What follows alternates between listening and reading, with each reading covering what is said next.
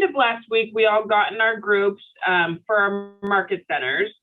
It's awesome. If you're just coming on, Zach was saying that he and Shazan from also our office went and previewed 12 homes this week. So that's super, super awesome. And Zach, did you do an open house with her, or are you doing one with her this week? So we're doing a Twilight open tomorrow from 4 to 6. And she's like showing me how she does her flyers, I'm kind of going to let her take lead and kind of assist her and then show me. And then on Saturday, I'm doing one by myself. And then on Sunday, I'm doing one by myself. Nice. I love it. Well, today's class then is going to be perfect to tee you up for this weekend, because we're going to talk about hosting an open house. Cool.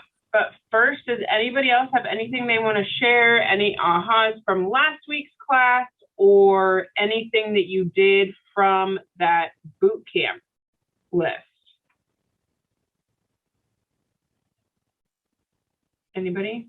Maybe I'll just start calling names just to see if you have something to add. If I can be awake right now, so can you guys. Come on. All right, well, then we will move on.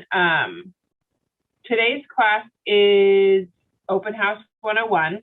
This is actually Via's slide deck from her amazing, amazing open house class, which I'm not kidding you. I've heard so many stories of people that have taken this and done it and done the scripts from this class and converted people at their open houses. So Via is traveling right now. She is on here, so she may pop in when she wants to add any information, but otherwise we will go ahead and get started. I'm going to share my screen. And then if you have anything to add, because I can't necessarily see the chat,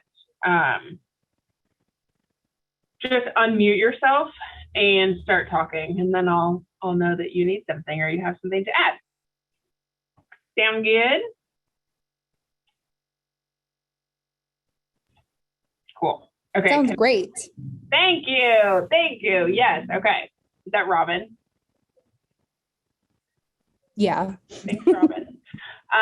Okay, so Open House 101, like I said. Now,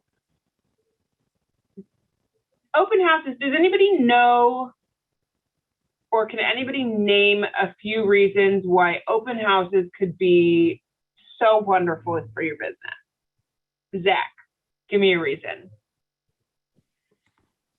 Because when you're doing an open house for somebody else, you're not representing the seller as the listing agent, you're representing potential buyers. So it's an opportunity for you to get to know, have conversations with people who don't have any representation, find a common ground and move to higher ground. And hopefully at the end of the day, you can pass along your information and they will contact you to help them find a home, regardless if it's the one you're showing a house or the one they came to see or another house in the neighborhood. True. Very true. Anybody else want to add to that? Samantha, you've been doing a lot of open houses.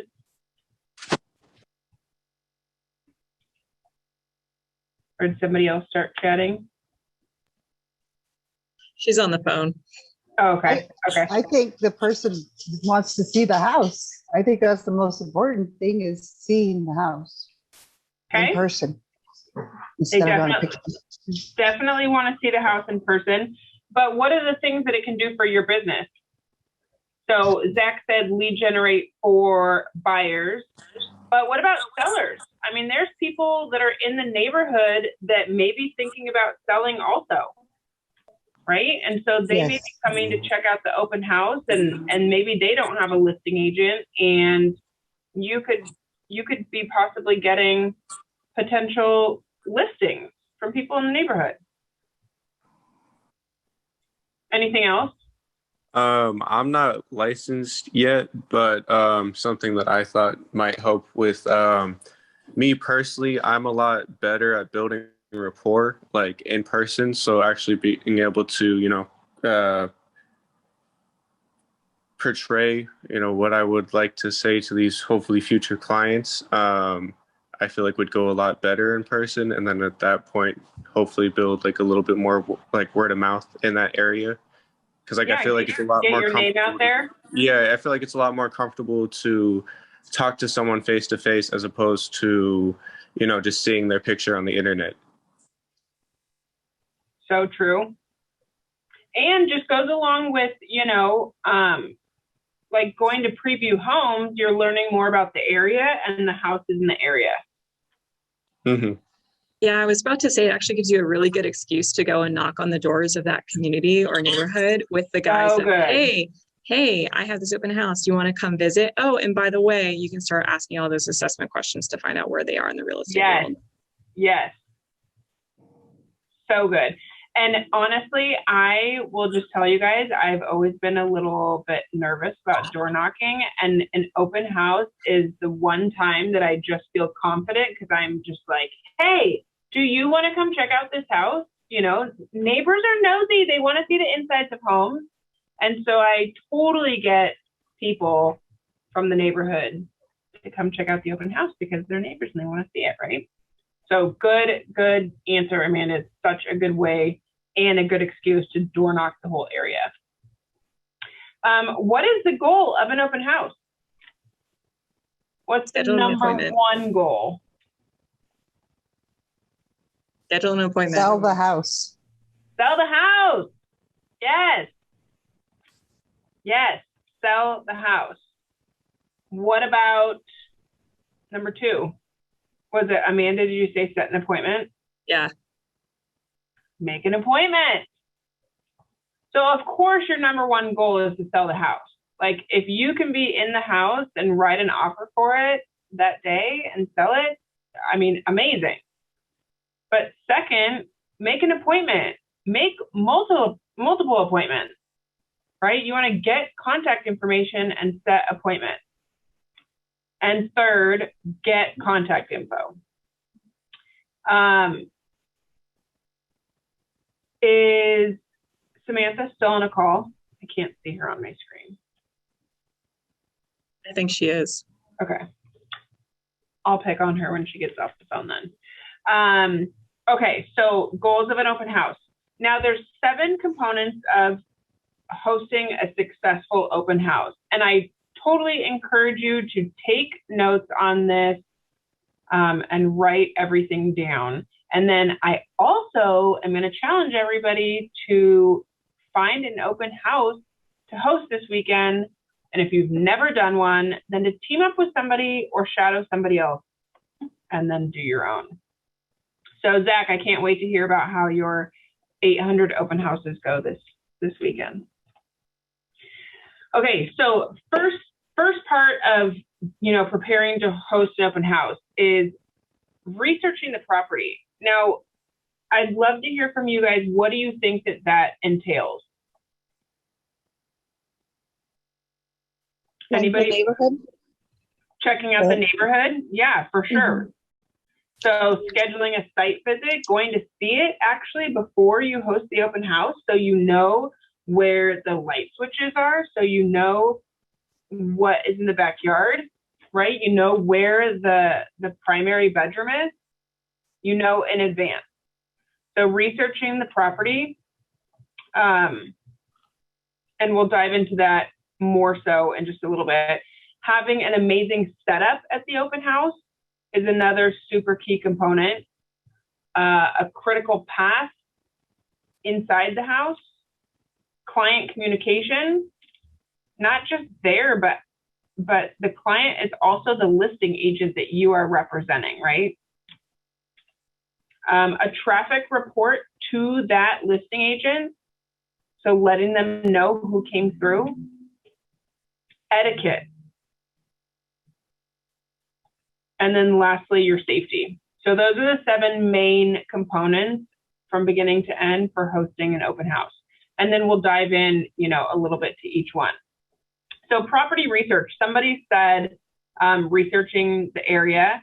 I think that, the week building up to it. So in the days leading up, number one obvious thing is checking out the MLS, because people that are coming in, they have so much available to them now, right?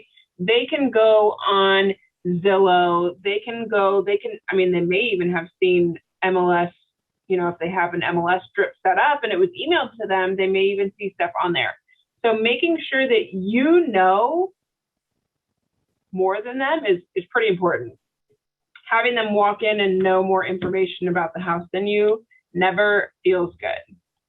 So printing out and checking out the MLS. What else? I want to kind of hear from you guys before I just give away all the answers. Wouldn't you want to make sure the title is good and doesn't have any liens on it, or the deed? No, I mean, you're not really, no, I wouldn't do that before the open house. That you can get into that after if you were going to write an offer on that house, but you're not really getting into all of that just in prepping for your open house. If you were the listing agent, you're going to have more and no information about that. But if you're just hosting the open house for somebody else, no. But definitely somebody said going to the house, so scheduling a site visit, right? Going and checking it out, knowing, I know we talked about, I think it was in last week, but when you're going to preview homes in Seattle, parking is a huge thing, right? So knowing ahead of time where you're going to park, where the driveway is, where the entrance is, stuff like that. What else? Sign placement. Sign placement. Yes. Is that JT that said that? Sign placement is huge. So also knowing ahead of time where you're going to put stuff. So when you're driving there from the freeway, how many signs do you have? And we're going to get into signs a little bit later too, but how many signs do you have? How many corners? What are the main corners? How are they going to know where to turn so that you're guiding people correctly and so that they can see the signs and know where to go? So sign placement is a huge one. And you can check that out ahead when you visit. What else? Are we responsible for advertising before the event? So you definitely want to advertise your open house. I mean, I post stories the day of with the information. I'll have, if there's no flyers, I'll have flyers made. If you want to go door knocking, you want to definitely have some stuff to pass out to people, mostly with your information too, right? So that they can contact you. You can always take flyers and staple your business card or make something that has your information, or, people are doing paperless, so you can just get their information and say that you're going to send them stuff. But you definitely want to have something. Command actually has, for those of you that are with Keller Williams, you have access to Command for free, and you can make social media stuff in there. I've made so much social media stuff in there, and you can do it according to, it's an Instagram story, it's a LinkedIn thing, it's a, whatever social media source that you're using, you can make it according to that and post. I'll always post ahead of time, letting people know open house from this time on this day, cookies, whatever, So yeah, for sure you want to do that. You want to know, is this a new listing? Are you hosting something that's been on the market one day? Is it something that's been on the market 20 days? Has there been a price reduction? What's the location? You definitely want to know about the home that you are holding it for, right? Yes. What school district you're in, where the schools are. If somebody walks into the open house and they say, I have a 5-year-old starting kindergarten, you want to know what the elementary school is, because they may not know, right? What else?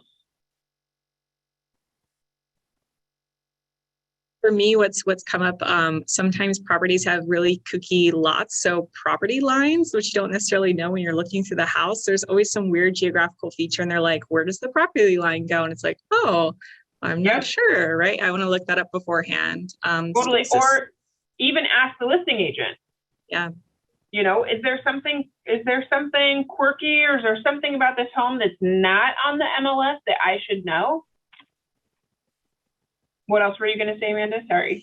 School systems, and also something that I found helpful for me is just, I like data. So I always look at the market stats. Just two little things I have in my back pocket is like cumulative days on market on average for the neighborhood and the sales price percent over list price. Just two little things that can make you sound like you know what you're talking about when you're talking to potential buyers. Yep, because you want to be the expert. You want them to know and trust that you are the expert and you know that area and you know what's going on in that area. Another good one is to know what is recently sold in the area, and also what else is available. So if you say, you know, Amanda, maybe this house, you didn't think it was right for you, but there's actually one that's similar. You said you wanted a little bit bigger of a backyard. There's one street over. We can go look at it at 3 o'clock if you'd like, you know, so you know what's available. And so when they talk about it, they want something else, this one wasn't right, you know, and you can share that with them. And they're like, oh, I didn't see that one. Yeah, I'd love to go see it, right? So schools, parks, shopping, if it's a new construction, knowing about the builder, you know, what they offer. And make sure that you, I think it was Andrea, you talked about marketing. Make sure it's posted on the MLS. You know, you can have the listing agent added on there if you're going to host an open house with the time. If it's a condo, knowing rental cap, knowing the HOA and what it includes and the price. How many parking stalls come with it? Stuff like that. So size of parking stalls, not all parking stalls are created equally. Yes, for sure. My big old suburban mom car would not fit in, you know, standard low stalls. So definitely you want to have good communication with the listing agent. And like I said, asking them, you know, is there anything else that you can tell me about the property that would help me, you know, to share with other people and that may not be listed just on the MLS. So we talked about learning the basics about the area, builder story if, you know, it is new construction. Know enough and not everything. Does anybody know why we say that? You have a reason for them to contact you. Close. You have a reason for you to contact them. You have a reason to get their information and say, you know what, I actually don't know or don't have that information handy, but let me find out and get right back to you. All right, so for setup signs, you know, VIA loves to do 15 signs out. Now, you may not have 15 signs, maybe your office doesn't have 50 signs, but definitely try to get 5 at least. And then placement is huge, right? So if you can get balloons, maybe not when it's pouring rain and super windy out, that may be a little bit difficult, but just having some balloons on there and obviously making sure that the arrows are pointed in the right direction.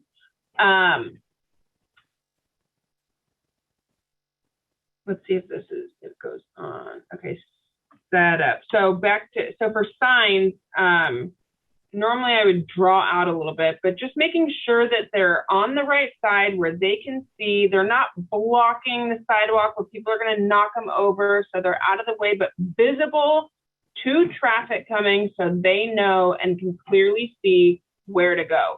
So not putting it like right at the very corner. You want to put it back a little bit, you know, so that they can see it and have time to get over and turn whichever way they need to go. Does that make sense? And then for setup. All right, guys, what time is on time? for your open house. If your open house is scheduled at 12 o'clock, what time do you want to get there? 11. You want to make sure that your signs are out, all the lights are on, your food is set up, your business cards are set up, whatever you have there to be set up, that you are there with all of that ready to go at least 15 minutes before the open house starts. So it doesn't mean getting there 15 minutes prior and then having to go put all your signs out and then, having people waiting outside for you. It is the worst feeling to have somebody either following you inside while you're trying to turn on the lights and you're just not prepared. So 15 minutes early, ahead of the scheduled time, after everything is complete. And if I haven't been to the house ahead of time, I go even earlier, and I like to drive to the house first. Then I can see kind of my sign placement on my way there, then turn on everything, get it all ready to go. Don't forget to lock it up though before you leave to go put the signs out, then put the signs out and then come back. So it's probably, setting up the signs like 45 minutes, getting there 45 minutes in advance at least. But if you are worried about time and how long it's going to take you to get there, give yourself plenty of time. Give yourself over extra time. Look at a map ahead of time if you don't use Waze or anything like that. Know traffic. Know if the bridge is being worked on and you're not going to be able to get there. Know, just be aware of what's going on. If there's a parade or there's a farmer's market and you're not going to be able to go a certain way, just knowing in advance so that there's no excuse for you getting there late, because it's just awful, right? And you are there always. Remember that you're representing the listing agent. So look at a map, knowing that stuff. Always, one of the things, always have Clorox wipes in your car. We live in the Pacific Northwest. Your signs are going to get dirty. They're going to get muddy. They're going to get rain and gross and, whatever, everything on them. So use Clorox wipes so that they look nice and you're not putting out dirty signs on the sidewalk. What else? So balloons we talked about, 3 per sign. 1 balloon on the sign doesn't really look that great. Parking, I always make sure to leave the prime spots for the guests. So if there's only 2 spots in the driveway, are you parking in one of them? No. You're going to park down the street if you need to. So again, allow for time for that too. Curb appeal. If you get there and the trash cans are sitting on the curb, wheel them back up, put them on the side of the house. If there's packages on the front step, just bring them inside. Let the listing agent know, hey, I brought some Amazon packages in from the porch, so they know. I've swept off the front porch. I've swept off the driveway. I mean, just if the house is on the market and nobody's living there, just look at it and see what you think when you look at the house. I've wiped down spider webs. I mean, you don't want to, but you want to. You want to make sure that it looks good. What about interior prep? Anybody have ideas for that?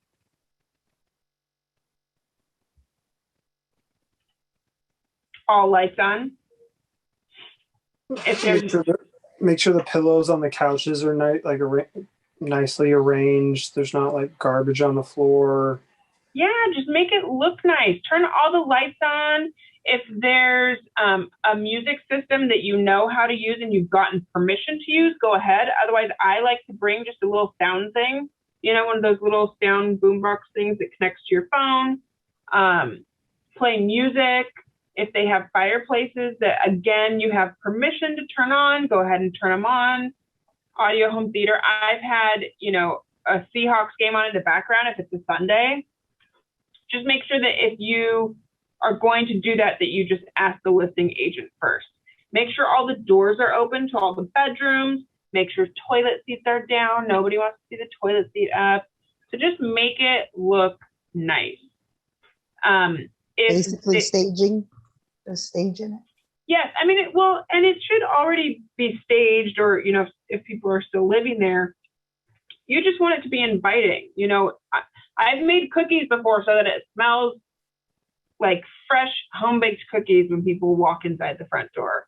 I may have eaten the majority of them, but it smells really good when they walk in.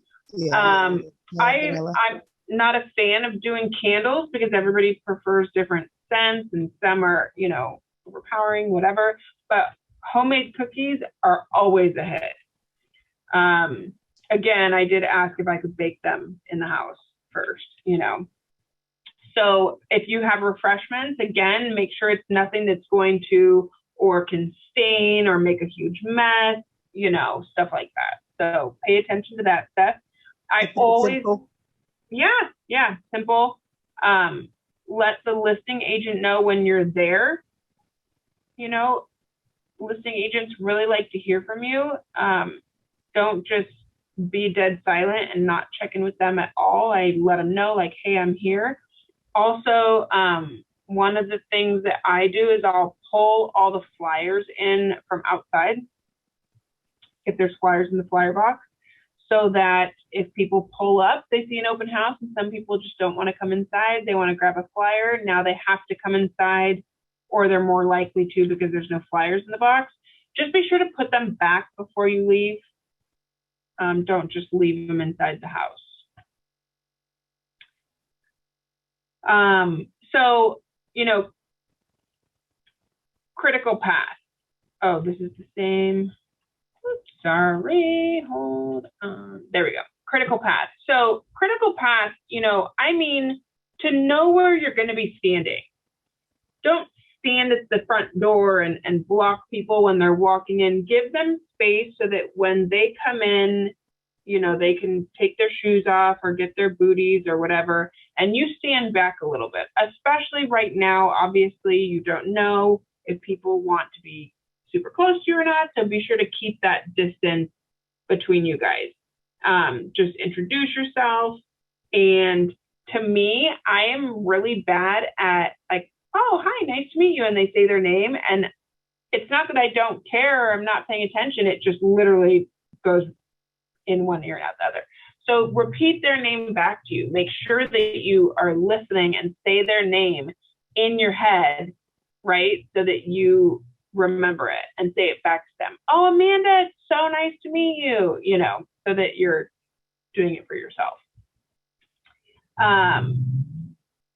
So there is a script I'm going to give you guys right now, and then another one later. So the Ben Kinney script that is used at open houses is, let's see if it's on here. Okay, so general rapport, right? Connect with them. I always find something to connect with if they have a little kid with them, or, they have dogs all over their t-shirt, whatever they have a Seahawks jersey on. Oh, did you watch the Hawks game? Whatever make you feel comfortable, make you feel connected. Does anybody know what FORD stands for?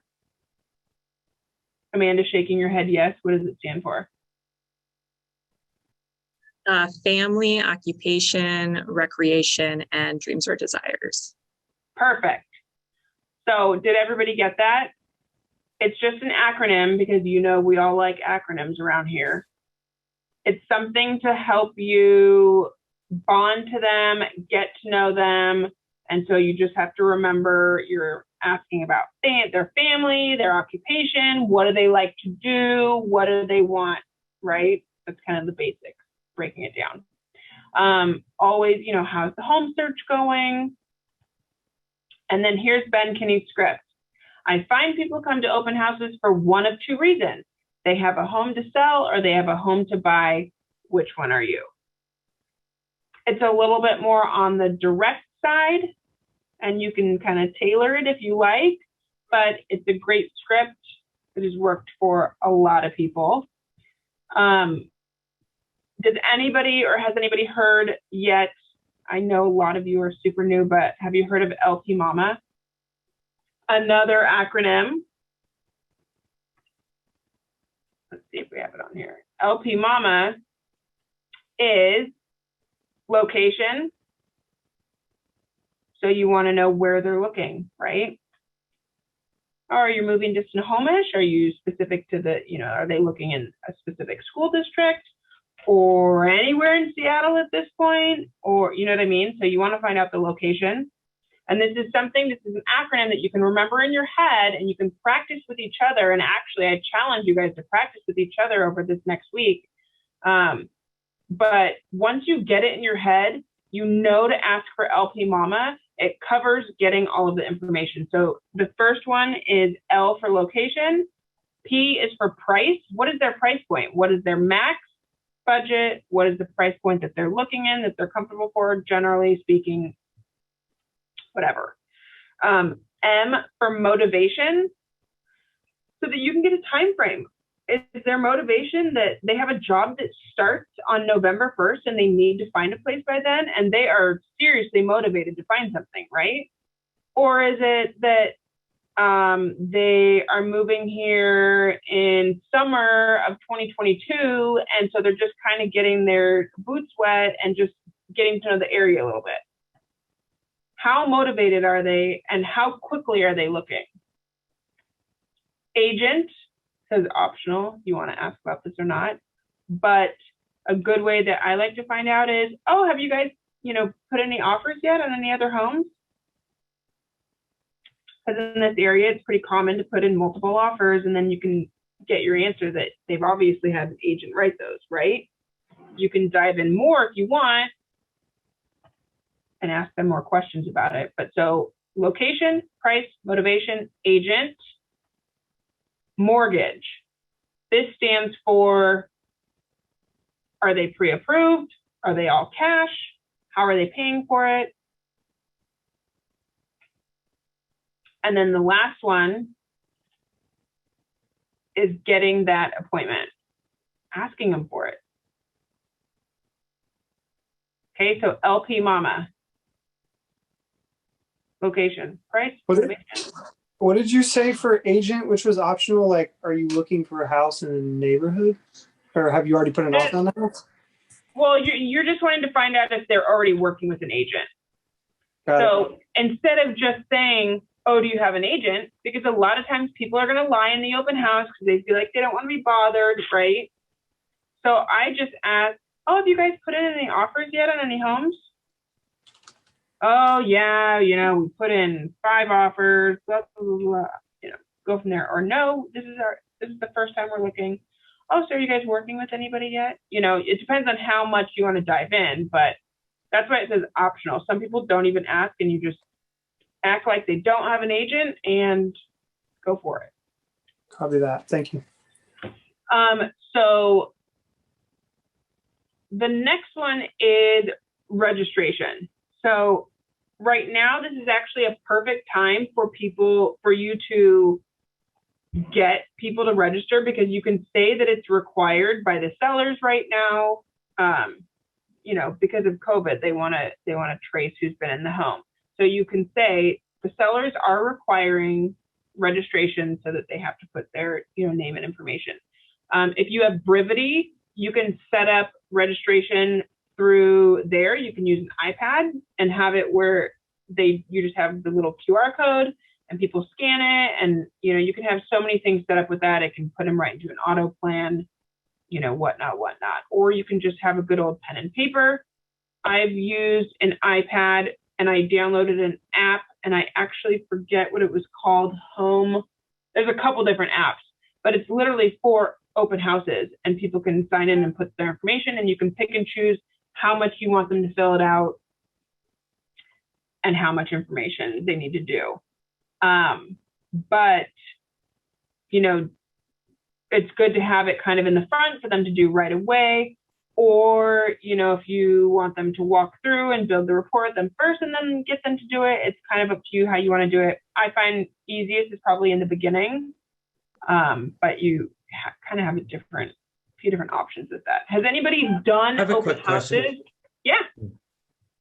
Oh, just curious right now with the COVID going on, is there any requirement because of COVID going on to have everybody sign in case people Yeah, are so coming that's what I was just saying, that you can Okay. say that the sellers are requiring it I must have just missed it. Sorry.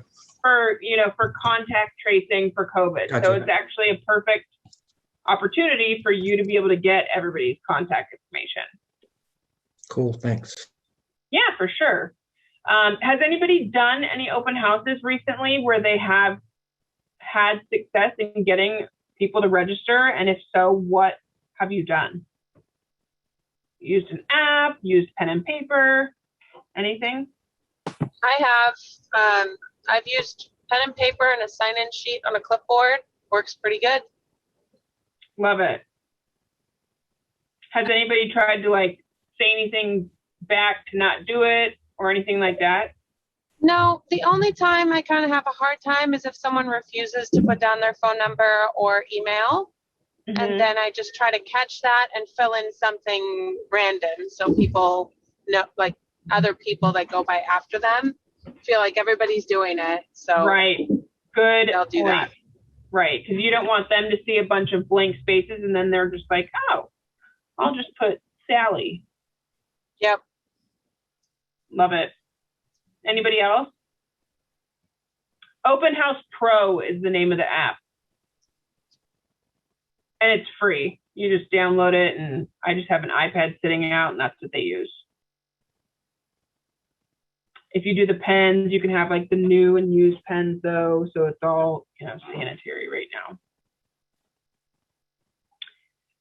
Okay, so for house demonstration, this is, how you're going to show it. And if you're going to, you're not always going to walk everybody through. Some people just want to walk and look themselves, right? So just pre-plan though. Know the home before you start the open house. Know where the closets are in the bedroom. Know where, everything is, so that when you're showing it, you know what to show. Pointing out certain things and specific things. Oh my gosh, there's a tiny little door in this closet, which this is actually a true story, that goes up into like a secret little room for the kids to play in, that you could not know if you didn't open the closet and look at it. So just knowing all of that really cool stuff, the little tiny features, stuff like that.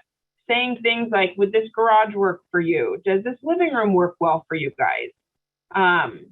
And just paying attention to what they say and what they say that they want. So like we said in the beginning, if you know of another house, because this one's not going to work because they have 4 kids and this one only has 3 bedrooms, knowing, oh, does 3 bedrooms work for you? Oh no, because we're working from home right now. We definitely need an office. We definitely need this.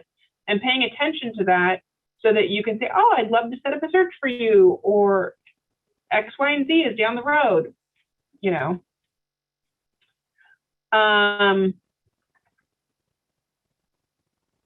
Never block them when you're walking. You definitely want to give them space. I like to just let people kind of look themselves and then follow up with them when I see them. Oh, did you see that in the master bedroom this? Oh, did you see this? Did you have any questions about this? So that I'm not just with them, staring over them,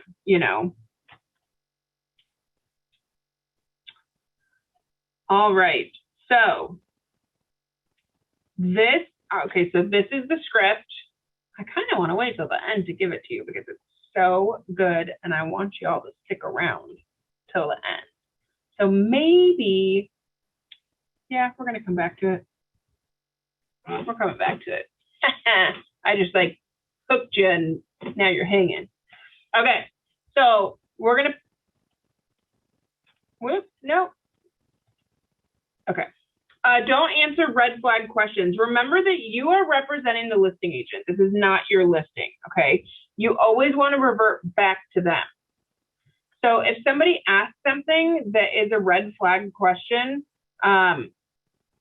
you know what? That's a really good question. Let me get your information and I'll have the listing agent get back to you on it. Or let me find out from the listing agent and circle back with you. You always want to make the listing agent look good. You never want to say, oh, I know they priced it so high. Oh my gosh. You want to make sure that you are representing them and that you are making them look good. even if you don't agree with them, whatever. You have to edify the listing agent. What if the homeowner stays? Has anybody had a homeowner that stayed and stuck around for the open house? Anybody?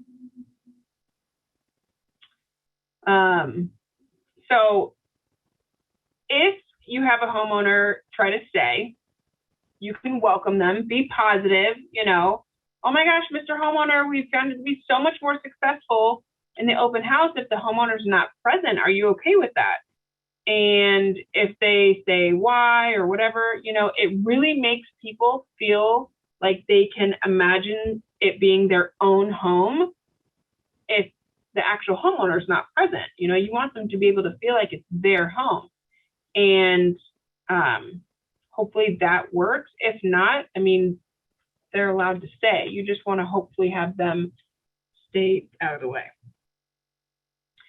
Always remember that your behavior and what you do directly affects the listing agent and the firm that they are with. So you may not be representing the seller directly, right? And you're there to try to get yourself business, but you are reflecting the listing agent. So if you do a poor job, or you're rude, or you are, giving wrong information or inappropriate, information to the buyers, that is going to reflect back. And let me just tell you that this industry here is small. This area that we live in, the industry that we're in is small, and everybody talks to one another, and they will know, oh my God, Shazan is so amazing at open houses. You should definitely use her. Or, oh my God, Zach was awful and ate all of our food. And I see you unmuting yourself. Why? You got to choose me out of the 36 people that are in this? Because I know you can take it. But just, be aware. Be aware. Your behavior directly affects everybody, and, there are things you cannot say. Did you know that? You are never, and please never, ever, ever, ever, ever tell an open house prospect, don't worry, the seller will take less. You can write it for less. Oh my God, don't. You want to gain a buyer client, but you are to do nothing that jeopardizes the listing agent representing the seller in this house. Okay, so moving on to, does anybody have any questions up until right now? Everybody following, taking good notes. I can't wait to hear about open houses after this. Okay, so traffic report.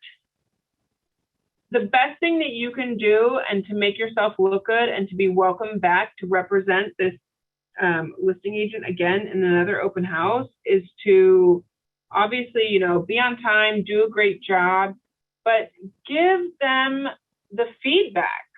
You need to give them the report, and in a timely manner. Maybe it doesn't have to be within the hour if it takes you an hour to, close down and go home, but do it right when you get home. Give them, this is Via's what she did and required for her team. The weather, why is that important? Can anybody tell me why that's important?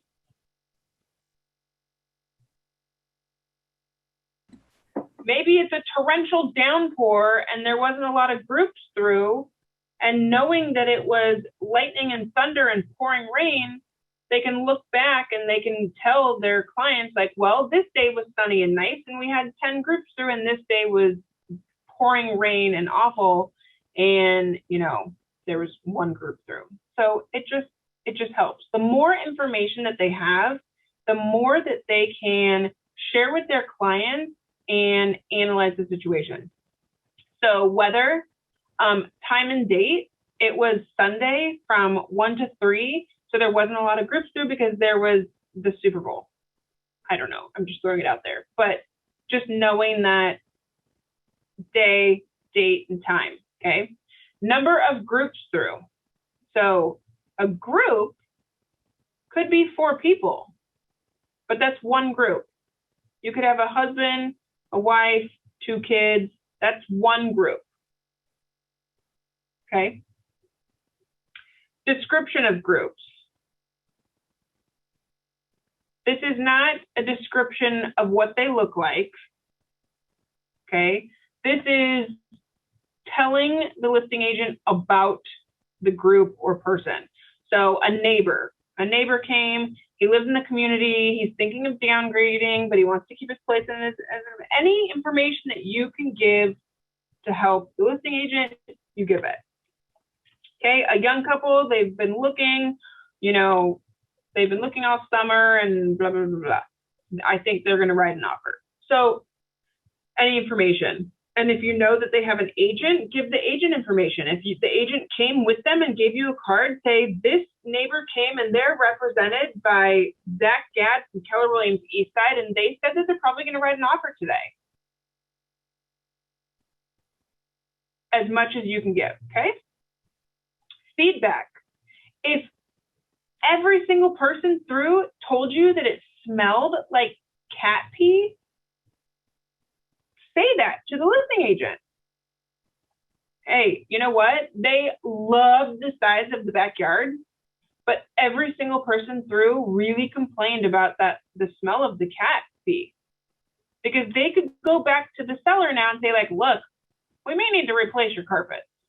Whatever. I'm just throwing something out there. But you get what I'm saying. Negative is fine to give back to them too. Negative and positive feedback. Okay? Can I just Lena, can I just suggest that if you're struggling to make conversation with anybody, a great question to ask is, hey, I'd really love to know what your favorite things of the house were and if there was anything you didn't like in particular, to get that kind of feedback out of them. So it's a conversation starter too. Oh, for sure. I love that, Shazan. Thank you. Also, you can say that you want to give it back to, especially if it's been on the market for, more than the 3 days that most are right now. You can say the seller's really looking for feedback. I would love to hear what you think about it. So that they're like, oh yeah, I totally want to give my feedback, And then add any general notes to your traffic report. And I'm telling you, if you send a report like this to the listing agent, they will love you. Love you. Okay. Let's see. If you are still at the open house and you are going to meet a client to write an offer, at least excuse yourself from the client for 1 second, okay? And at least text the listing agent and let them know, hey, I'm still here, or I picked up a client, we're writing an offer on your property. I will get you a traffic report later, so that they know. Because I have literally had to track down some people that did open houses for me and say, like, hi, you did an open house 5 hours ago, just checking, like, did you do it? So just checking with them. Okay, Attire. It is Seattle, so sometimes things are a little bit more lax here. They're not this lax though, so maybe not a tie-dye shirt with sweats and flip-flops. I think that business casual is kind of always the way to go, not board shorts and tank top and shades and flip-flops, and not like, ladies, you're going out to a club. So just think about who you're representing. Think about that you're trying to pick up a client to help them with, a major business transaction, right? Act like you're going to a job interview. These are potential clients. So think about that stuff. Like me, I have a lot of tattoos, but I still try to, keep them somewhat covered, right? So just think about all of that stuff and think about it like a job interview. Oh, and for shoes, also think about if you are on a new construction site, think about walking around in safety also. If you are a lot of stuff, I live in Snohomish, so a lot of it's acreage, and people want to go out and see the property and it's muddy, or they're, you know, I'm not wearing high heels, or I'm bringing, actually for real, like bringing rain boots or mud boots to like go outside that I can easily switch out of, because I don't want to be like irrigating the grass when I'm walking outside. Okay, clean up all messes. So if you're in the house, if you have food, if you brought snacks, whatever, just make sure you clean everything up and make it look nice. Turn off all the lights if everything was off. So I always use the rule of thumb that if there was a couple lights on, let's say the home's vacant, people tend to usually leave a couple lights on, leave the same lights on, you know, but fireplaces obviously turn off. Any visual things that you had on, sometimes they have like fake little fireplaces, be sure to turn those off. Your music, I usually bring mine, so that's not an issue, but if you use the sound system or put a movie on or the game or anything like that, make sure that everything's turned off. Make sure that you lock all the doors. So I'm super paranoid, and so when I go in, I always make sure that the sliding glass door, usually behind me or whatever, is unlocked in case I need to make a quick getaway. So make sure that that's locked also before you leave. Anything that you open, and even if you're thinking, oh, well, I didn't open anything, I'm good. If people went into a basement that has a walkout or another floor, you still need to go check, because chances are they unlocked it and they opened the door and tried to walk out. So make sure that everything is locked. Check the house, check the windows, check the sliding door, and of course the front door when you leave. All right, so safety. 2 is better than 1. So if you can have somebody with you, that is obviously better. It's also really good because if you have a heavy traffic flow, it's good to have one person that can take names at the front door, because you're not going to be able to bond and meet and chat with every single person. So if you can, have 2 people, you know, even if you're the one that's doing all the main stuff and you just bring somebody to help you, you know, set up and just be there. And check your cell phone strength. Make sure that you have signal. I always tell my husband when I get there, hey, I'm here and here's the address. So I give him the address so that he knows where I'm at, and he knows that it ends at 3 o'clock.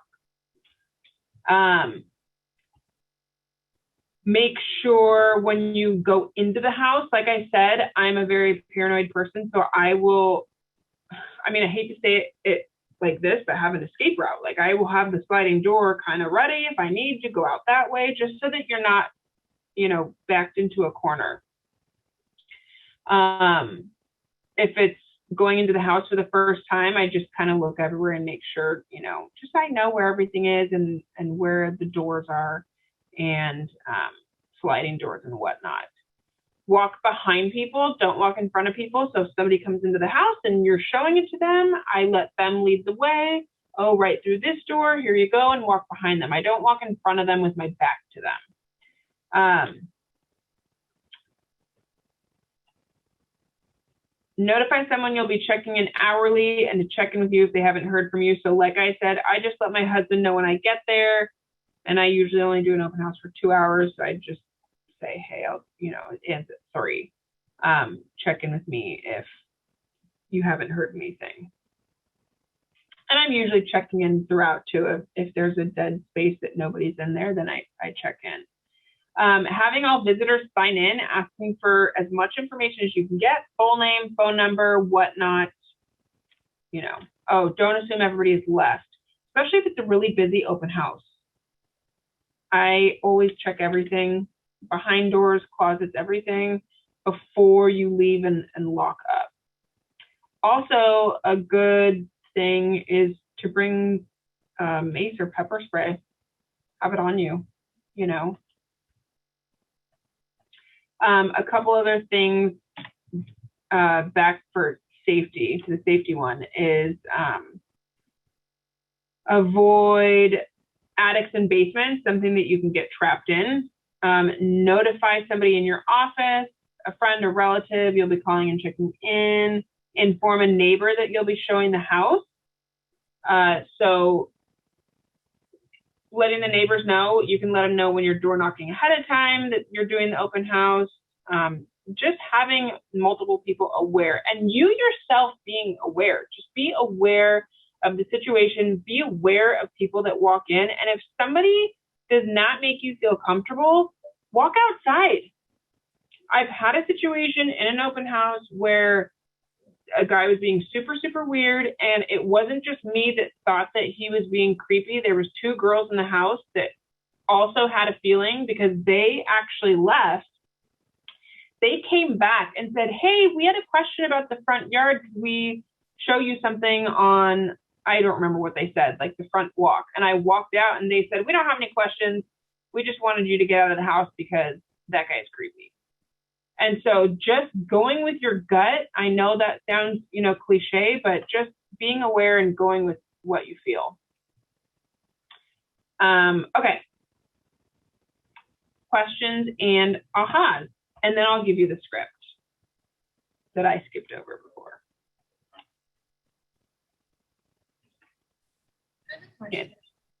Yeah. Back to when you said. I can't hear you. Right. Back to when you said don't answer red flag questions. Yeah. I still can't hear you. I'm sorry.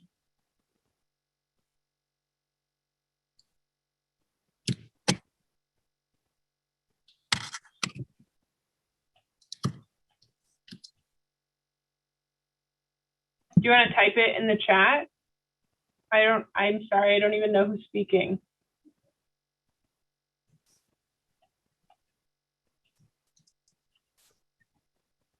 Oh, I see there's a lot going on in the chat. Okay, hold on, let me check, let me catch up in the chat.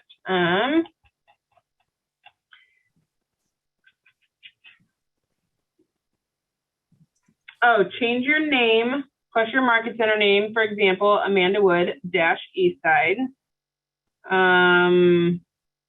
Because I think we're gonna try to break out into our little breakout groups too. And let's see. Oh, repeat what the R stood for in Ford, recreation. So basically just think of like, what do they like to do? What are their hobbies? Oh, he rides bikes, or he rides motorcycles, or oh, she loves to, I don't know, she's a soccer coach and the kids all play soccer. Just anything that they're talking about that is hobbies, what they like to do, what their interests are. Oh, and then Amanda wrote that. Thanks. D stands for desires. Yep. Hopes, dreams, what they want. And then let's see, command can build you a landing page as well. Yes, really good point, Michelle. And if you guys don't know about command yet or haven't taken any classes, reach out to your ASC, your agent services coordinator in your market center, and get some command videos and classes going, because it can do amazing things for you too, or at least learn about the landing page to get going. Good reminder to make sure you have everything locked while showing a home too. Yes. Back to when you said you don't answer red flag questions, could you give some examples? Yes. So, a red flag question could be,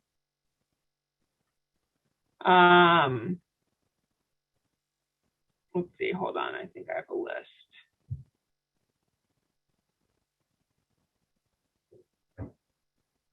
So, about pricing. Why hasn't the house sold? Right? It's not for you to say. Or, well, would you have priced it differently? Do you think that it's overpriced? Something like that. Or would you market it differently? You don't want to do anything that makes the listing agent look bad for what they have done to the house. You also don't know who the person is. It could be the owner of the home and you just don't know what they look like, and they are trying to get you to say stuff, right? Maybe their house hasn't sold for 10 days and they're freaking out and they want to see what you have to say. Oh yeah, I live in the area. I was just saying, what do you think about this house? Like, is it overpriced? What would you do differently, right? You don't go down that rabbit hole. So stuff like that. And always defer to the listing agent, especially when anything about price, comes up. Literally just defer back to the listing agent. Oh, I really think that you should talk to the listing agent about that. Does that answer your question, Alyssa? Okay, so are you guys ready for the script? I'm going to tell you. So Via had somebody on her team, and Via taught this class to her team, obviously, and gave the script. And the girl did an open house, and it was her first open house. And Via, if you're on, you can correct me at any time. The girl did the open house. It was her first open house. She was brand new to the business, and she did the script and literally had somebody respond and say yes. And so I'm going to tell you the script, and then I'll tell you what happened. So the script is, if anybody seems remotely interested, okay, this is what you say. You guys ready to write it down? All right, great. Would you like to meet with me after the open house to write an offer on this home? I know. Okay, hold on. I will read it again for you. Great. Would you like to meet with me after the open house to write an offer on this home? Pause. So this girl called Via and said, what do you do if you have two people that said yes? Via's like, wait, what? So it works. It's worked for her and her team a lot. And what's going to happen if they say no? Great, set an appointment to meet with them about, looking at other properties or what may work for them. But what if they say yes? Yeah, I actually do want to write an offer. Sweet. Right? So everybody get the script? Would you like to meet with me after the open house to write an offer on this home? Be sure to have your calendar there, whether it's on your phone or whatever, that it's ready to go and you're not fumbling around, so that you can make an appointment with somebody. Awesome. This ends at 3. I can meet you at 3:30 at the Starbucks on the corner. Or let's go tour that house. This open house ends at 3. I can meet you at 3:15 for the one that we were talking about, earlier, that has 4 bedrooms and not 3. So be ready. Any questions?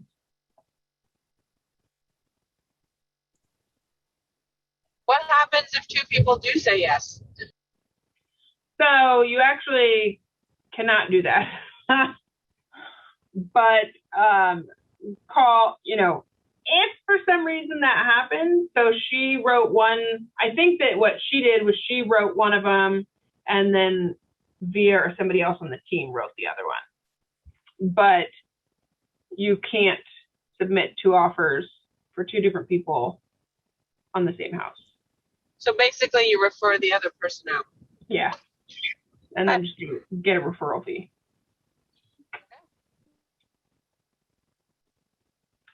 Any other questions or ahas?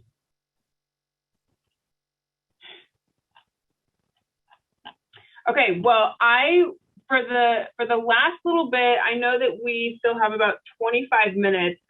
We were just going to go into your breakout sessions with your market centers that you met with last time, so that you guys can come up with a plan to either do open houses this weekend or shadow open houses, or go over where you are at with your boot camp so far.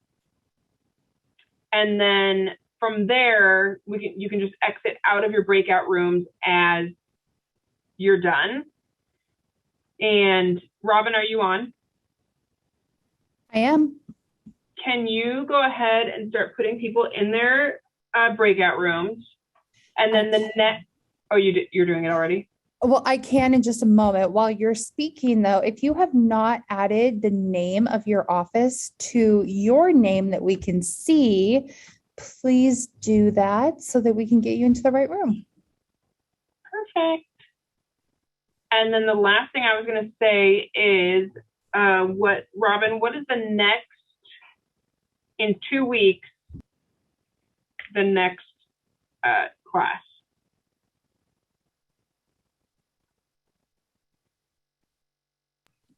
Sorry, couldn't find mute or the mute button. That's So okay. the next one is going to be on October 14th. That's somebody's birthday, I think. I don't know. I don't know whose birthday that is. I think it's Lena's birthday. And the topic is how to write a competitive offer and win for your buyer in a multiple offer situation. Oh, that's going to be a good one. I mean, they're all good, but that one's really good, especially in the market right now. Yes, Rob, there is recording. So if you, what office are you in? We'll get all that emailed out to everybody this week and make sure that you can find where those recordings are. So Thanks, if you've Robin. registered for L3, or excuse me, ALU, which clearly you have because you're here, we'll get that out to you this week. Awesome. Thank you.